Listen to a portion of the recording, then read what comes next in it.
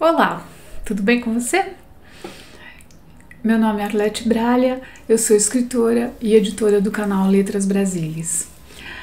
Hoje eu queria conversar com vocês sobre uma coisa que eu sinto e talvez vocês também, né? Que é sobre a solidão do escritor, a solidão do trabalho do escritor. O escritor tem um trabalho muito solitário, né? Claro, você tem que ficar ali horas e horas digitando, escrevendo, anotando. E ao passo que quando a gente faz outras coisas, outros artistas, por exemplo, quando eu era jovem, eu adorava pintar. Pintei muitos quadros. Mas enquanto você pinta, você pode conversar com outra pessoa, você pode ouvir música, você pode ver um noticiário na TV, você pode... Porque não é um trabalho que você tem que ficar absolutamente concentrado em, né? É um outro nível de concentração. Ao passo que quando você escreve, você tem que estar prestando atenção palavra a palavra, pro tom, a cadência, pensando se é isso mesmo que o fulano tem que falar, tem que dizer, se tá certo, se tá errado. E aí pode ser que, né, o que tá acontecendo em volta te atrapalhe, certo? Então você precisa de um lugar tranquilo, né? Normalmente eu me tranco aqui no meu escritório /quarto, fico trancadinha aqui, porque quando eu tô sozinha em casa eu vou escrever lá na sala, né? Sento lá com o meu laptop, tique lá. Mas se chega gente, por exemplo, que liga a televisão, começa a falar e tal, vai desconcentrar o ser humano, né? Não dá para fazer tudo ao mesmo tempo agora. Então, você escrever é um processo muito solitário, eu acho. Até porque você tá naquele lugar de Deus, né? De construtor de mundos. Então, você tá dentro de um lugar. Esse lugar tá só dentro da sua mente, mas ele é todo um planeta ali, né? É todo um lugar cheio de gente, cheio de sons, cheio de coisas acontecendo. E você tem que viver nesse lugar durante o tempo todo que você tiver imerso no seu romance, na sua novela, no seu conto, no seu texto, certo? E isso gera às vezes uma sensação de abandono do mundo real. O King fala sobre isso no livro dele, e ele fala sobre isso porque eu me identifiquei muito com ele quando ele falou sobre isso no livro dele sobre a escrita, porque ele tá falando disso, que ele fica abduzido no livro. E eu me sinto assim também quando eu tô escrevendo um livro. Tanto que, por exemplo, ano passado eu escrevi meu livro mais recente, O A Luz no Fim do Túnel, e quando eu emergi do livro, eu comecei a escrever ele em, sei lá, tipo janeiro, fevereiro, e quando eu emergi do livro, a gente tava em novembro, a gente tava em dezembro, o ano tinha passado. E eu tinha visto muito pouco do ano, sabe? Porque entre fazer pesquisa, entre, né, elocubrar sobre, tomar anotações e uma outra coisa, ninguém escreve sozinho. A gente não escreve sozinho.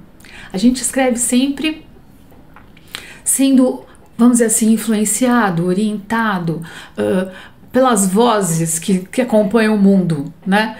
Então você fica ali preso naquelas vozes, você tá ouvindo aquilo, você tá anotando. Se te vem uma ideia no meio do almoço, você sai correndo, porque você precisa anotar aquilo antes que a ideia suma, né?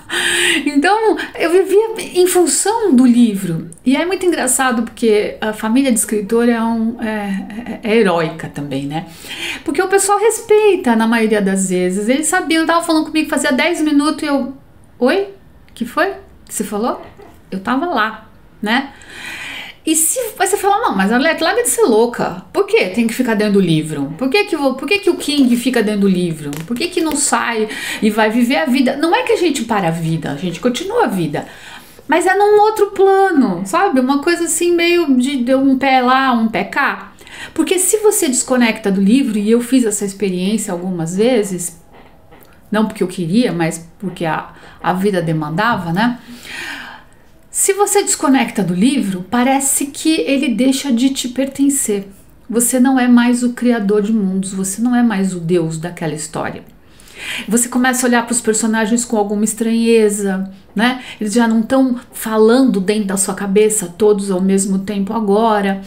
Então você vai percebendo uma desconexão com o livro. Isso vai ser ótimo. Essa desconexão é necessária. Quando? Quando você terminar de escrever o livro. Porque enquanto você está escrevendo o diacho do livro, se você tomar uma distância muito grande dele, você ficar, sei lá, uma semana sem olhar para o raio do livro, quando você volta para ele, você começa a duvidar da sua história, porque ela ainda não foi escrita, ela não está terminada. Você começa a questionar, mas será que esse personagem tem que mesmo que ficar com aquele? Será que essa viagem é uma boa ideia? Será que eu mato fulano ou ciclano? Mas aí o pessoal vai ficar bravo comigo. Entendeu? Você começa a fazer perguntas que ainda não é hora de fazer essas perguntas.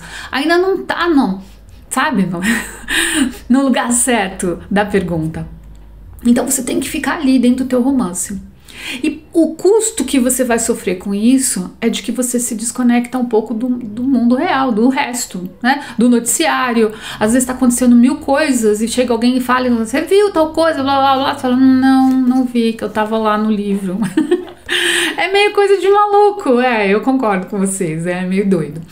Agora, se você está escrevendo ou se você é escritor e se você não está abandonando o seu trabalho toda vez, você sabe do que eu tô falando. Então é uma dica que eu te dou se você tá dentro de um começo de um livro, de uma história interessante, de uma coisa que você acha que vai rolar, que vai dar jogo. Não larga a mão de ninguém, entendeu? Segura a mãozinha dos seus personagens, fica ali firminho na missão. Enquanto você tá escrevendo, não é hora de julgar, não é hora de... Porque senão você pode sofrer um bloqueio, que é isso que eu tô te falando. Muito do que o pessoal reclama de bloqueio criativo é isso. Você largou a mão do seu livro, você se desconectou da sua história. E às vezes a desconexão é tão grande, acontecem 1000 coisas na sua vida, quando você volta para aquela história, você mudou, você é outra pessoa. E aí você não reconhece os seus personagens, você não reconhece o seu povo, o mundo que você criou, falando, isso aqui tá diferente, eu devia ser assim, eu devia ser assado. E você começa a mexer em tanta coisa que ele vai acabar virando outra história. Ele é outro livro. Percebe?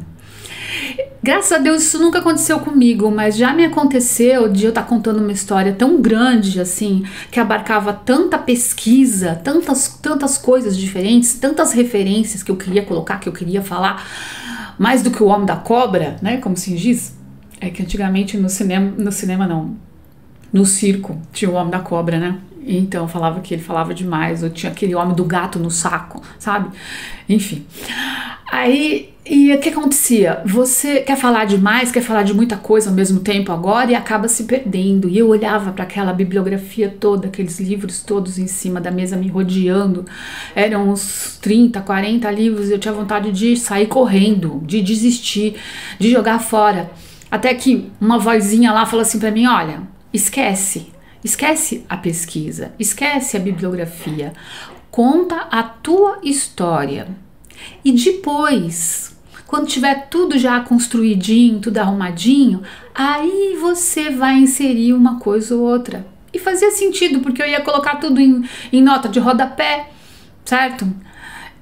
E eles iam entrando na história, a pesquisa, os personagens históricos iam entrando na história, que era uma história que se passava em 1800 e bolotinha, então era uma história de época. O difícil de você manter uma história de época rolando é que você tem que se manter nessa época, então você tem que checar tudo. Mas será que em 1800 e bolotinha eles andavam de carruagem ainda? Andava de charrete? Ou já andava de, sei lá, de Ford T, sabe? Você tem que fazer esse tipo de pesquisa, senão fica uma coisa anacrônica, uma coisa louca. E isso é o tempo todo que se coloca, né? A história se passava no Rio de Janeiro, que é uma cidade que eu conheço, mas eu nunca morei no Rio. Então tudo que eu falava eu tinha que procurar para ver se a ambientação estava certa, se tinha mesmo aquele hospital naquela época, se ele existe até hoje ou se não existe mais, enfim, 1000 coisas. E tudo isso faz da escrita uma atividade muito absorvente e muito solitária, né?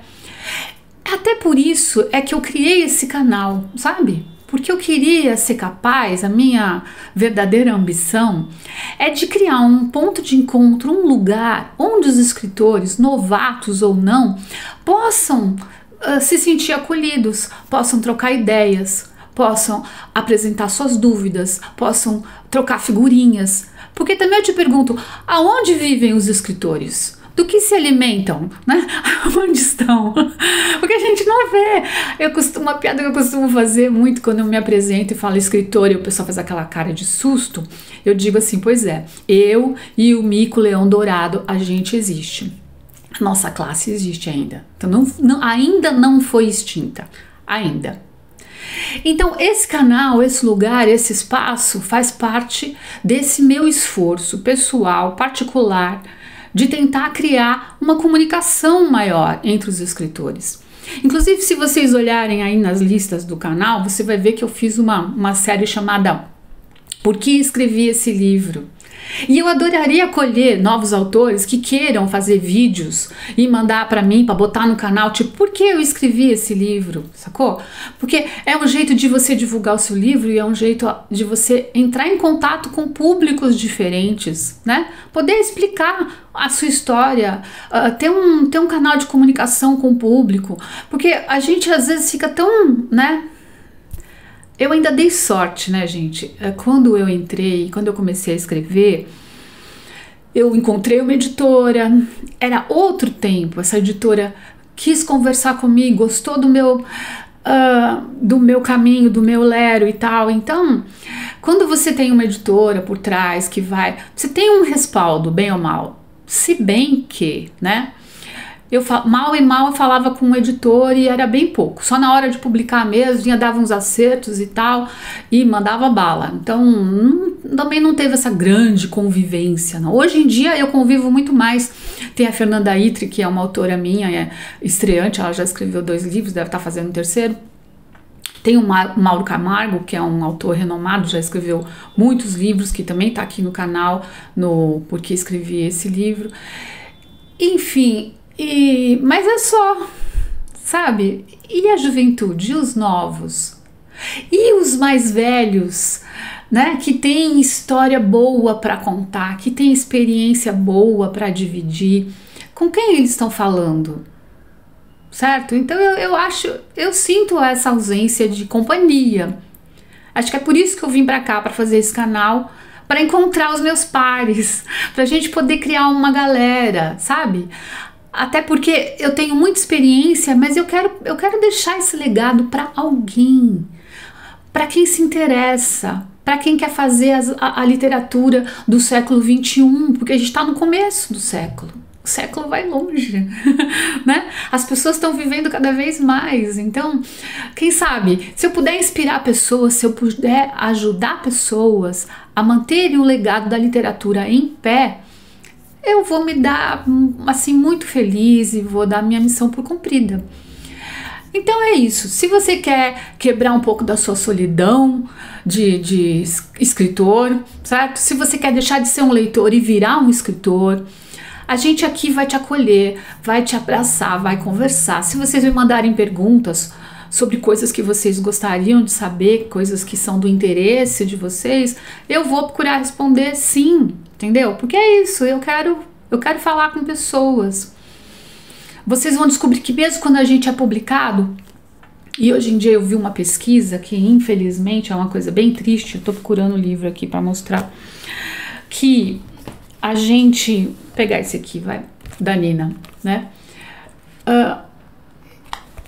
Você sabe que meu maior livro espírita que vendeu melhor foi o Cético. O Cético deve estar aí por aí em algum lugar, depois eu mostro aí pra vocês, tá lá na estante. O Cético vendeu 10 mil cópias, não, que foram 2 edições, 13 mil cópias. 13 mil cópias no Brasil é considerado, acreditem se quiser, best-seller. Certo? E tem uma pesquisa que eu li por esses dias que os livros de autopublicação, Eles hoje em dia vendem 100 cópias, na maioria deles. Quer dizer, 100 cópias é o seu público, é a sua família, os seus amigos, os coleguinhas e acabou. Ninguém nem fica sabendo do seu livro, por melhor que ele seja. Você pode ser o próximo Shakespeare, o próximo Machado de Assis, o próximo Drummond de Andrade e ninguém vai te conhecer. Por quê? Porque não tem mercado para o produto nacional, porque a gente fechou as portas, a gente só traduz e publica, né? Porque ninguém quer arriscar nada. Então, fulano falou um monte de bobagem lá, mas foi best-seller americano, foi best-seller sei lá onde, traz para cá e publica. Paga o preço da tradução e os direitos do autor e publica aqui, porque se foi sucesso lá, vai ser sucesso aqui. Nem sempre, né, gente? Mas o que isso faz? Sufoca a cultura de um país. Então, o que acontece hoje em dia? Você vai numa livraria e procura lá quantos autores nacionais estão na mesa lá, compartilhando as publicações com todas as traduções gringas e etc. Né? É uma selva, ok? Então, também dentro dessa lógica da autopublicação, eu acho que participar de um grupo como Letras Brasílias faz todo sentido. Por quê? Porque você vai aumentando a sua audiência, certo? E mesmo torna essa autopublicação mais fácil, porque você tem o sistema de vaquinha hoje em dia, né? Que é o crowdfunding, chique, né? Mas é a vaquinha, certo? Você pode juntar vários públicos, então você imagina que um livro meu, sei lá, autopublicado, que ninguém viu, ninguém conhece, ninguém sabe onde está, vai vender 100 cópias. Mas aí o seu público junta com o meu, que junta com o outro, que junta com o outro, então aí já não são só 100 cópias, já são 300, já são 400, já são 500, certo? Então, quando a gente se une, a gente é mais forte. Agora, o que acontece também, né? As pessoas são muito autocentradas. Todo mundo acha que o outro vai roubar a ideia dele, que vai pegar o negócio dele, enfiar debaixo do braço e sair andando.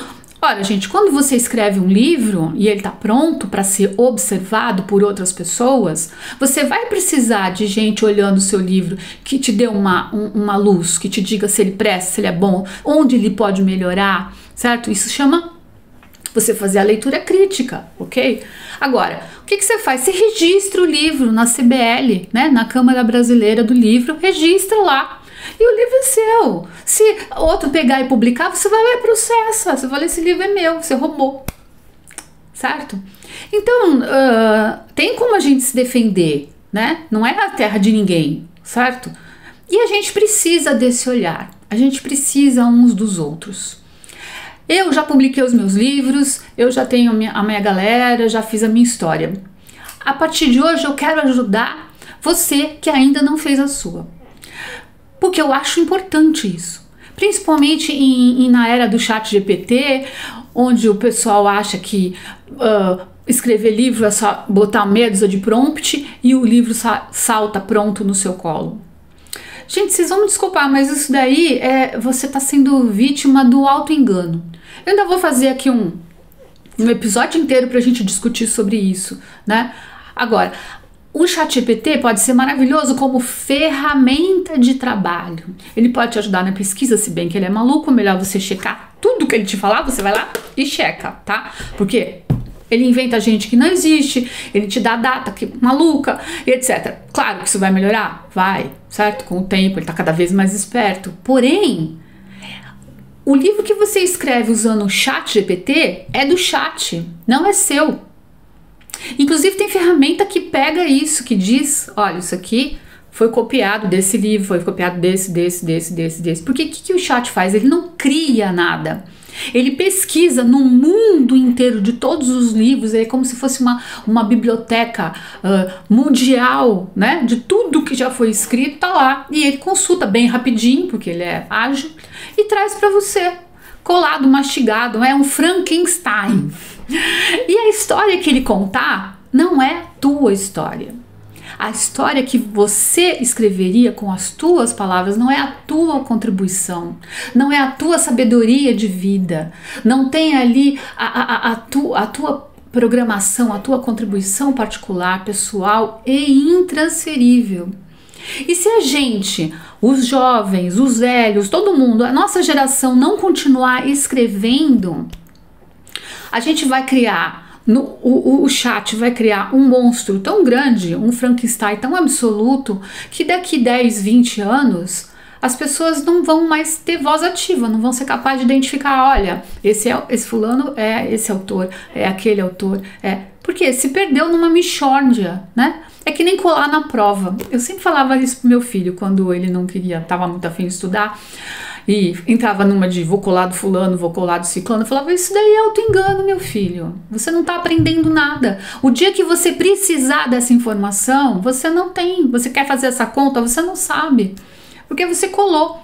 Então melhor você tirar um 6, um 7 justo, seu, do que um 8, um 9, 10 colado, que não é teu. Metade não é teu, você não sabe do que o cara tá falando, e lá pra frente você vai se estabacar no chão, ok?